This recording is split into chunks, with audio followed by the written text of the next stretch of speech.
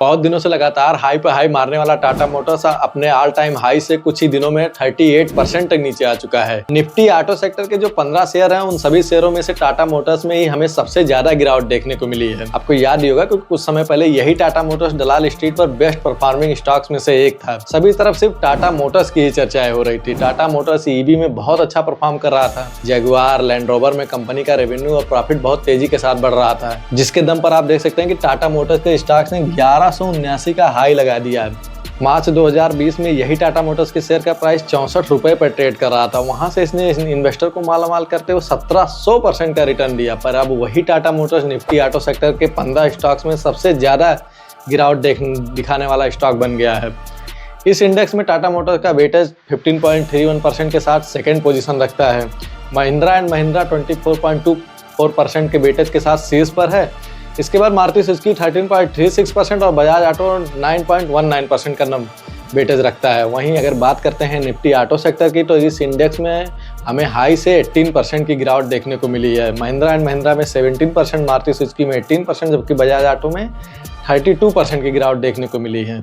तो आइए समझते हैं कि आखिर वो क्या रीजंस हैं जिनकी वजह से टाटा मोटर्स के शेयर को नुकसान हो रहा है। तो आइए हम उन 4 रीजंस को देखते हैं जिनकी वजह से टाटा मोटर्स के शेयर में हमें लगातार गिरावट देखने को मिल रही है। तो top 4 reasons behind Tata Motors falls. सबसे पहला जो रीजन है वो challenges across businesses. Tata Motors जो फाइनेंशियल ईयर 2025 के first half domestic commercial vehicle market में 38% मार्केट शेयर रखता था, लेकिन अब उसे इस बिजनेसेस में भी गिरावट महसूस हो रही है। फाइनेंशियल ईयर 2025 के फर्स्ट हाफ में कंपनी के रेवेन्यू में 5.2% की गिरावट हमें देखने को मिल रही है। इनक्रेड इक्विटीज के इंस्टीट्यूशनल इक्विटी रिसर्च के हेड प्रमोद आमते इस बात से सहमत हैं कि जून 2024 में अच्छी शुरुआत के बाद भी टाटा का डोमेस्टिक कमर्शियल व्हीकल कारोबार वीक मोमेंटम पर है।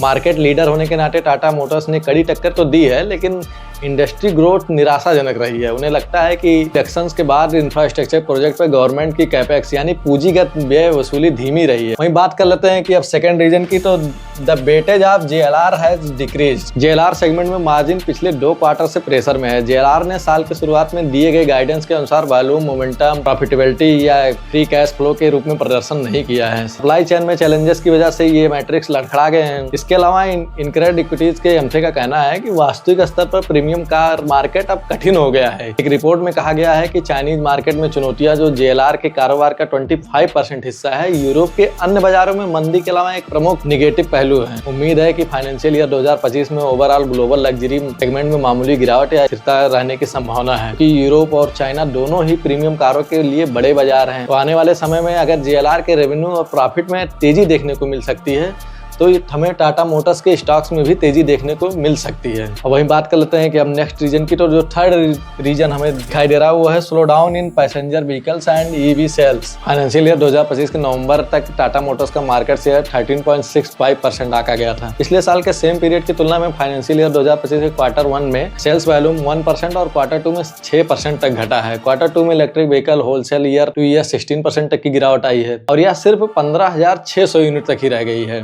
डीएम कैपिटल के अनुसार ईवी में टाटा मोटर्स का मार्केट शेयर फाइनेंशियल ईयर 2025 के क्वार्टर 2 में घटकर 65% रह गया, जबकि फाइनेंशियल ईयर 2024 के क्वार्टर 2 में 71% था। टाटा मोटर्स ने इस गिरावट के पीछे जो मेन रीजन माना है वो स्लो डाउन कंज्यूमर डिमांड और सीजनल फैक्टर को जिम्मेदार माना है। अब बात कर लेते हैं सबसे लास्ट रीजन की, जो कि है हैवी डिस्काउंट्स ऑन व्हीकल्स। त्योहारों के सीजन में आपने देखा होगा कि टाटा मोटर्स अपनी गाड़ियों पे 2 लाख रुपए से लेकर 3 लाख रुपए तक की छूट दे रही थी। इतनी छूट देने के बाद भी टाटा मोटर्स की गाड़ियों में बिक्री कम देखने को मिली। यह टाटा मोटर्स के लिए दोहरी मार है, क्योंकि अब इसे ईवी स्पेस में एम से भी प्रतिस्पर्धा का सामना करना पड़ रहा है। जगुआर एंड लैंड रोवर के आंकड़ों पर भी दबाव है। इसी पे तेली के विस्तार ने बताया कि बजाज ऑटो के भी आंकड़े कमजोर रहे हैं, क्योंकि त्योहारी बिक्री अच्छी नहीं रही है और भारी छूट के कारण बिक्री प्रभावित भी हुई है। बाजार हिस्सेदारी में शिखर स्तरों से कमी आने के संकेत हैं। टाटा मोटर्स को सप्लाई बढ़ाने के लिए अपनी ईवी के रेट में भारी कटौती करनी पड़ रही है, जो कि एक लीडर होने के नाते कभी कभी यह कठिन भी हो जाता है जब बाजार आपके लिए प्रतिकूल हो। इनक्रेड इक्विटीज के एमथे का कहना है कि टाटा मोटर्स के शेयर अब कहां जाएंगे। उन्होंने कहा है कि आने वाले समय में टाटा मोटर्स के शेयरों में हमें थोड़ी बहुत उछाल देखने को मिल सकती है, लेकिन अभी बहुत लॉन्ग सम पीरियड में भी हमें कोई बहुत ज़्यादा मोमेंटम यहाँ पे देखने को नहीं मिलने वाला है। कुछ छोटे मोटे चेंजेस अगर टाटा मोटर्स करती है कि जैसे कुछ अपने नए मॉडल्स को मार्केट में उतारती है और वो अच्छा परफॉर्म करते हैं, तो वही हमें टाटा मोटर्स के प्रॉफिट में बढ़ोतरी देखने को मिल सकती है और तभी उसका प्राइस ऊपर जा सकता है। रेंज रोवर को भी अपने रेवेन्यू बढ़ाना होगा और उसका अगर रेंज रोवर का अकेले प्रॉफिट और रेवेन्यू दोनों बढ़ता है तो उसका सीधा इम्पैक्ट हमें टाटा मोटर्स के शेयर पर देखने को मिलेगा और आने वाले समय में टाटा मोटर्स फिर एक नया हाई मार सकता है, लेकिन वो कब मारेगा ये हमें आने वाला वक्त ही बताएगा। अभी हम देख लेते हैं कि टाटा मोटर्स का जो प्राइस चल रहा है वो कहाँ पे चल रहा है। तो हम सीधे चार्ट पे चले आते हैं। आप देख सकते हैं कि टाटा मोटर्स यहाँ से गिरा और यहाँ से गिरते हुए ये लगातार जो है आज 733 रुपये पर ट्रेड कर रहा है, यानी ऊपर से हमें एक अच्छी खासी इसमें गिरावट देखने को मिल रही है। इसने अपने सभी सपोर्ट लेवल को तोड़ते हुए सीधा नीचे की तरफ ही मूव करना स्टार्ट किया। तो अब आप देख सकते हैं कि अगर ये जो ट्रेंड लाइन है ये भी पूरी तरीके से हमें निगेटिव ही दिखा रही है, कि हमें दिखा रहा है कि आने वाले समय में टाटा मोटर्स का शेयर और भी नीचे जा सकता है। हम यहाँ पे बात कर लेते हैं अगला सपोर्ट लेवल हमारे लिए क्या हो सकता है। तो आप देख सकते हैं कि आने वाले समय में हमें ये 680 या 650 के आसपास भी ट्रेड करता हुआ दिखाई दे सकता है।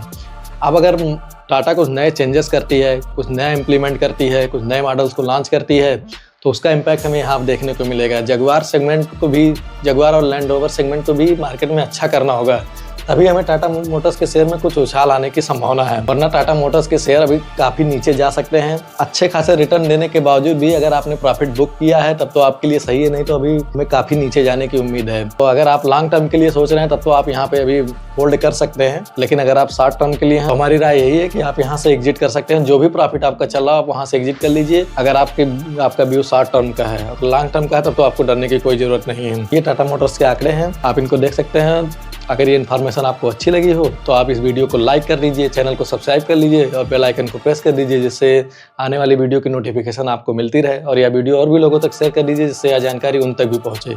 तो मिलते हैं नेक्स्ट वीडियो में नए टॉपिक्स के साथ, तब तक के लिए थैंक यू।